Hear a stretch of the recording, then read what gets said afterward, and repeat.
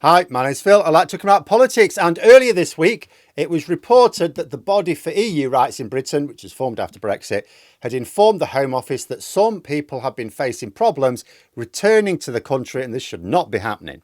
A little snapshot into the problems that EU citizens who wanted to remain in the UK after Brexit and were entitled to do so are still facing. Works both ways, of course. We've seen UK citizens living in the EU facing similar problems. And the same failure to implement settlement rights properly in the years since Brexit is causing massive problems, including homelessness. But first, for daily news and politics, please click the subscribe button to stay notified. So recently I talked about the plight of some Brits living in Spain who have faced problems due to Brexit, in some cases even been made homeless due to the mess. But what about Brexit and homelessness in the UK? See, Brexit was meant to be about taking back control, wasn't it? But for thousands of people, it has meant losing control over their lives and their homes, and not all of them EU citizens. You know, the promise was a new dawn for Britain, a break from European Union rules that would set the nation free. But if you look at the streets of the UK today, a somewhat different story is unfolding. You know, fear and destitution, a homelessness crisis which has been supercharged in the last few years by the very policies that were supposed to deliver this new dawn.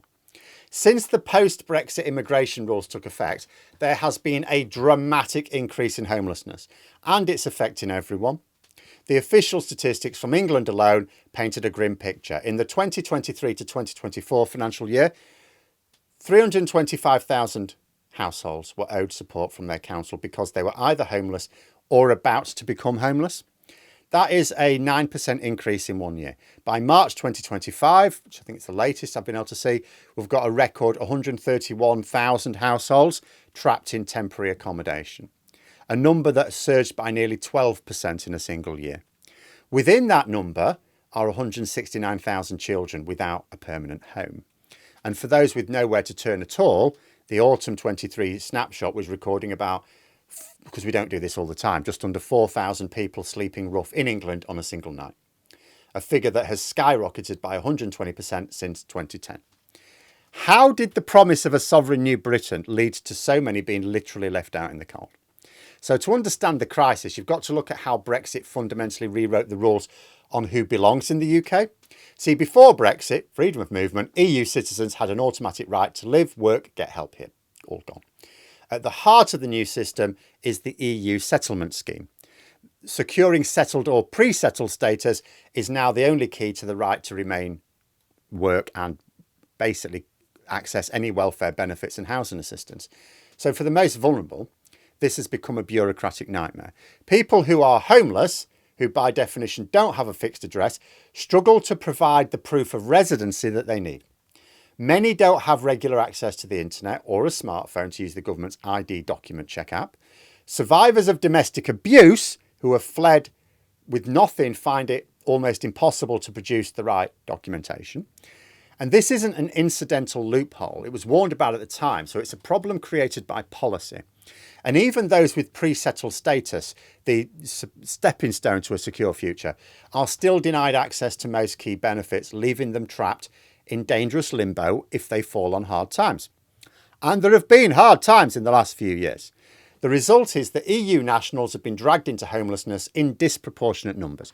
Like even before Brexit, it was, before Brexit, 5% of the population, but around 15% are rough sleepers. But post-Brexit, the new laws directly and immediately cut off their access to almost any form of state support, which pushes many into destitution. Frontline charities, legal sense of saying the change is incredibly messy. They've needed to set up entire projects just to help homeless EU citizens navigate the massive amounts of new red tape. This isn't just an unfortunate side effect. It's a direct consequence of a system that just ripped away a safety net overnight. But these numbers are more than just statistics. They are people. You know, we can look at some of the examples you can find in reports online. Someone from the EU who worked in construction, paid their taxes, built their life here. Then workplace injury, changed everything. Under the old rules, they had a safety net. Post-Brexit, no, not so much. Pre-settled status didn't qualify for the support they desperately needed. Couldn't pay his rent, soon he was on the streets. One of thousands of EU nationals who suddenly found the country they called home had turned its back on them through no fault of their own. For people like this, the EU settlement scheme wasn't a pathway, it was actually a locked door. Another example, woman fleeing an abusive British partner. Lived here for years, but without access to her documents, unable to easily prove her residency, the application for settled status gets delayed. No recourse to public funds, turned away from women's refuges that need residents to be on housing benefit to offer them a bed. She's left with an impossible choice, go back to her abuser or face the streets. Stories like that show just how unforgiving this new digital first system can be for the most vulnerable, especially women fleeing violence. But this isn't just a story about migrants. The economic shockwaves of Brexit, combined with a historic cost of living crisis, have pulled British citizens into the same undertow.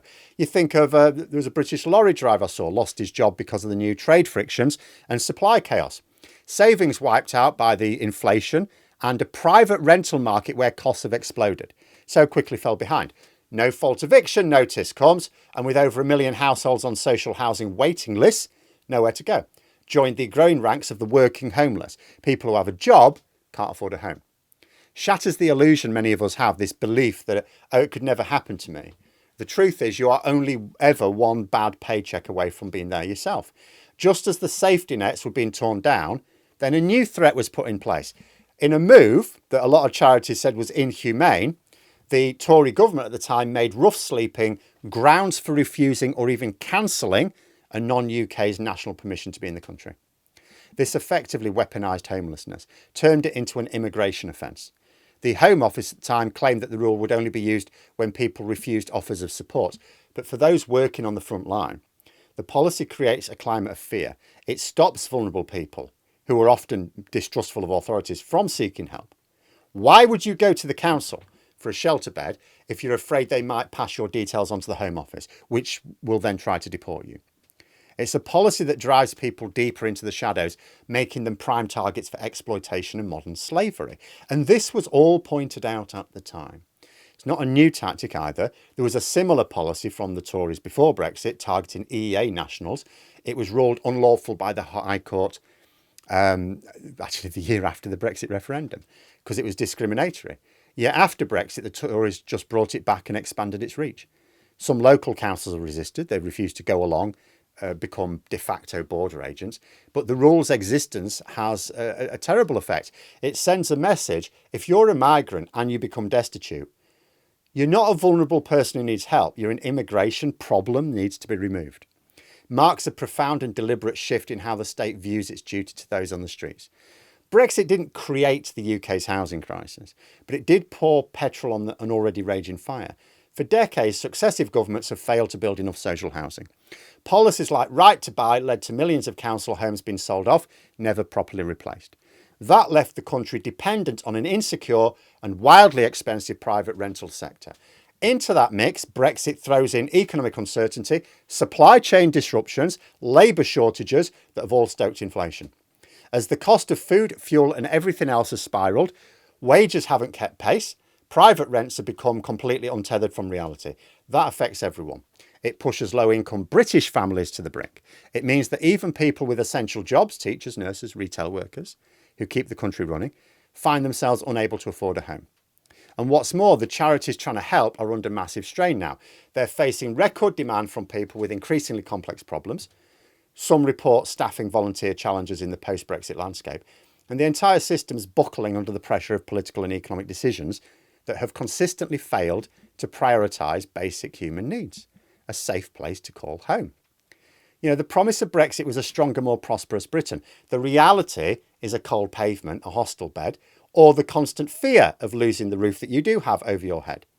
You know, building red tape like this, like the EU settlement scheme, wielding the threat of deportation, post-Brexit policies have directly fuelled a surge in homelessness.